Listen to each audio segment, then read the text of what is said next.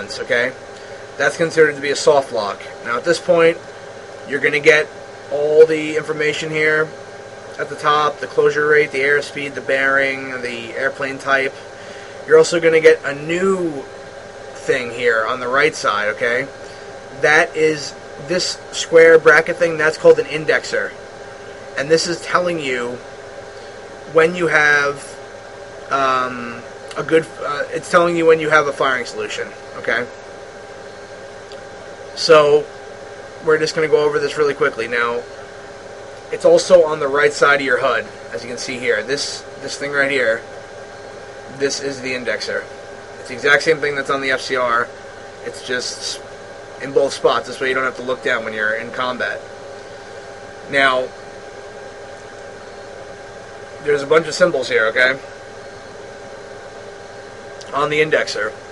Now, if you take anything away from this video at all, I'm going to start going into some terminology that might confuse people, but if you're going to take anything away from this video, just know that when you see this greater than symbol right here, that's called a caret, okay? When the caret is below this circle, you have a pretty good shot. And if the caret's inside the indexer, then it's a really, really good shot, okay? So if you take anything away from this, just take that away. Now I'm going to go into specifically the components of the indexer, okay? This triangle up here is part of the indexer. It might be hard to see in the video. This triangle, that is the maximum aerodynamic range of the AIM for target acquisition. So if this target that I'm firing at was coming at me in a straight line and did not make any attempts to evade whatsoever, I could kill him at that point, okay? Now, that never happens, but let's say there was like a slow-moving cargo aircraft you wanted to kill. He's moving on a bearing, he's not taking any evasive action whatsoever. You might want to take a shot at that point, and that would be considered to be a Fox 3 long shot, okay? Now, that's not ideal, though, and I wouldn't recommend that, especially if you're firing on a combat aircraft that's going to actually try to evade you. Now, the next component of the FCR, of the indexer, is this circle, okay? And that circle is the optimum range. That's like the maximum optimum range that you can fire at, okay? It's not the best shot, but it's, if you want to take a shot pretty decently, excuse me, if you want to take a pretty decent shot, it will account for the target jinking a little bit or trying to turn a little bit. It's not 100% chance of killing it, but if the caret is on that circle or below it, then the target can make some evasive maneuvers and you'll probably still kill it. Now, the next feature of the indexer is the top of the indexer here, this horizontal white line, okay? This horizontal white line. That is the range probability of intercept. Sorry, I'm looking down at my notes here. That is the range probability of intercept. If the caret is at that bracket or below, then you have a very high chance of killing the target, even if it tries to evade. Okay? That's like an ideal shot. It's called a Fox 3 medium. Okay? Now, this rectangle that's inside the indexer, that is called, that's the range for turn and run. Okay? So, above that point, above this bracket, if the target were to do a split S and burn away from you, and it was really fast and really maneuverable, there's a high chance that it would defeat your missile. Okay? Like if you were to fire on another F-16 that was really maneuverable, could do a split S, get up to like 700 knots and get away from you, the chance of killing it above that line would be very difficult. Now, if you fire inside this indexer, inside this bracket, okay, range, turn, and run, then you're almost guaranteed to kill the target. There's almost no way it can escape unless it's like a dud missile or it does something insane or it hits into a mountain or something. Now, the very bottom of the indexer is the minimum engagement range. If the caret goes below this bracket, then if you were to fire your AIM ram, it would almost always miss. So we don't want to do that. And at that point, you'd either switch to Sidewinders, which is a short-range heat-seeking missile, or you'd switch to guns, depending on how close they are and what their closure rate is and stuff like that. So, again, just to go over this very briefly, if the carrot is inside anywhere below the circle or on the circle, it's a good shot. So just, if you're going to take anything away from it, just take that away, okay? Now, what is the procedure for engaging the target? Okay, so what you're going to do is you're going to turn into the target until this big circle here is big. Okay, this circle will expand when you have a really good shot. If it's blinking and it's big, then you have a really good shot. You always want to you want to fire from bore sight if possible. And what that means is the bore sight is like the HUD. Okay, it's the aircraft's frontal position. If the target is on your bore sight, your chances of killing are much higher. So we see here at the top of the HUD this little cross with a line coming out of it. It says 20 next to it.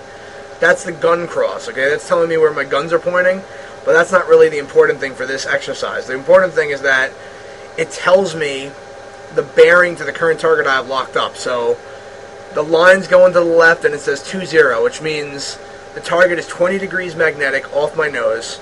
He's either this guy right here. He's probably this guy, but if he's not, he might be this guy. Okay.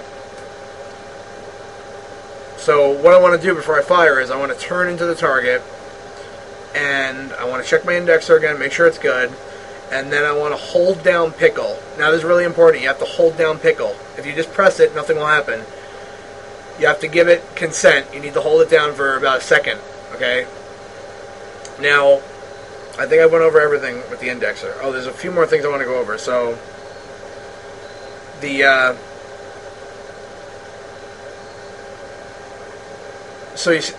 I'm not going to go over lofting. Okay, one really important feature is the number next to the carrot, okay? The number next to the carrot is the closure rate. So if you want to know how fast you're closing on the target, don't look down into your FCR. That's the worst thing you can do because that's going to mess up your situational awareness.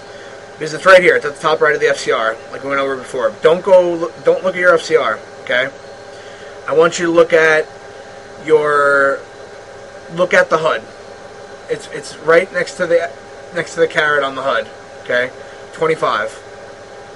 That's the closure rate, which means I'm slightly gaining on the target, not much. Okay, 25 knots of closure. So I think I went over everything. I'm going to turn now and engage this target. I'm going to unpause the game. I'm going to turn left on the bore sight. You're going to see the circle expand, and then I'm going to hold down pickle and I'm going to fire. Now this is going to be a Fox 3 medium. It might be a close when I turn on the bore sight. So here goes.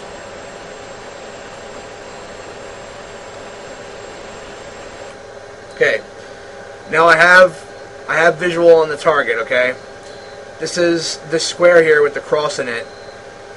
That is just indicating to me where the target is, and that's telling me that that's the target that I have locked up. Now at this point, if we look at the indexer, it's right above the, the range probability of intercept.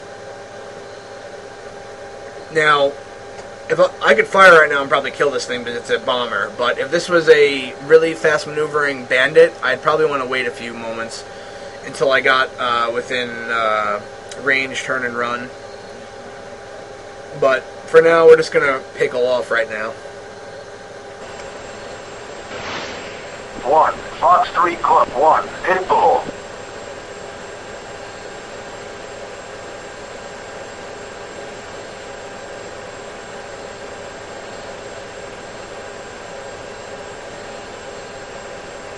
Splash. It's going down. We'll give him another one for good luck. 1, Fox 3 Club 1, hit bull. You see the missile flying in? You see it right there? See, that's another thing that I didn't go over, is that AIM-RAMs take a lead pursuit. They always try to fly in front of the target or to come down on top of it, so watch. Boom. Okay, that's how to use the AIM-RAM. So one thing I forgot to go over with the AIM-RAM is pitbull. Okay, when a AIM-RAM goes pitbull, it no longer needs radar guidance from the guiding aircraft. So at that point, you can unlock the target and select a new target and fire onto that target. But until that point, you have to keep the radar locked onto the target in order to ensure maximum probability of kill. Now, your pilot, your character, will automatically say pitbull. At that point, you can lock onto a new target. And I'm just going to mention this for advanced players. I'm not going to show you how to do it. It's beyond the scope of this video. But it is possible to engage multiple air targets at a time. Multiple launches in the air at the same time and have them guided. Okay. In order to do that, you have to be constantly providing guidance information to the missile, and the best way to do that is in TWS mode. And in TWS mode, if you lock onto a target and you fire, you can then press TMS right and switch to the next target in the group and fire, next one and fire.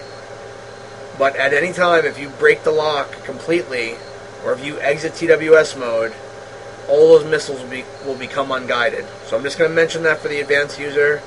If you want to try to engage multiple targets at a time, go for it, but we're not going to go over that in this video. Now,